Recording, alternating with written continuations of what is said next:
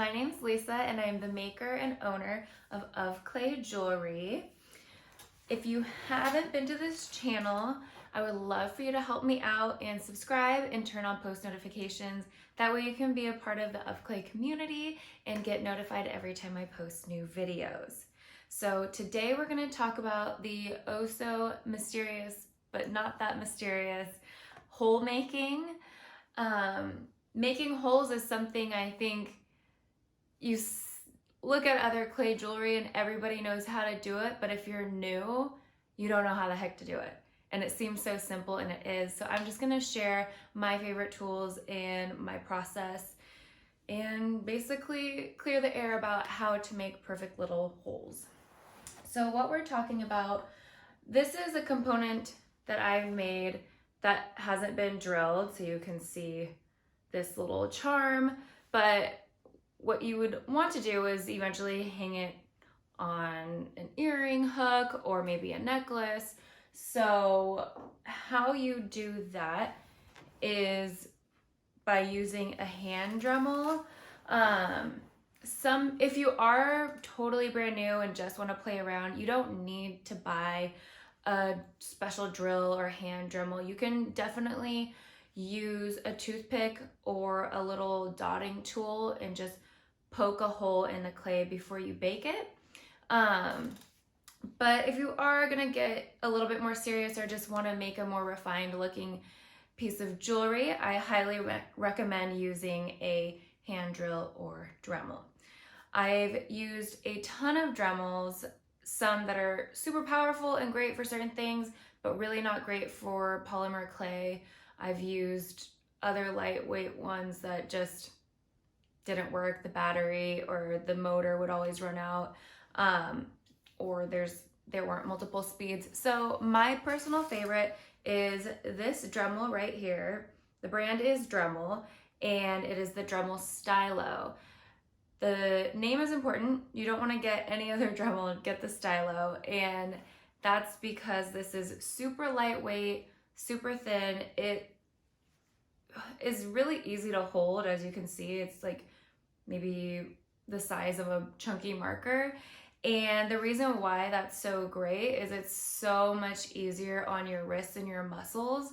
Holding something big and clunky or heavy just wreaks havoc on those tiny little muscles and joints in your wrists and can be really painful after a while. I know from experience. About the drill bit itself, the drill comes with a little package of drill bits, and I can show you that here. So it looks like that, and there are a ton of really tiny ones. It will be up to you what you prefer to use for your jewelry. I get the question about what size bit I use, and at first I didn't know, but I looked into it a little more and figured it out. The drill bit I use is a 3 64 inch drill bit. But you can go tinier or you can go bigger. When I first started out, I was using various sizes for bigger or smaller jewelry, but it ended up being really time consuming to constantly have to switch this little piece out and keep track of all my drill bits. And so I just use this one size on all of my jewelry, and I keep my most used drill bits or drill accessories in here. It's something I recommend is having an easy to grab little container for what you use the most, because you will potentially get a lot more accessory pieces. So I have a little tray of all my extra pieces that I don't really use, but they might come in handy.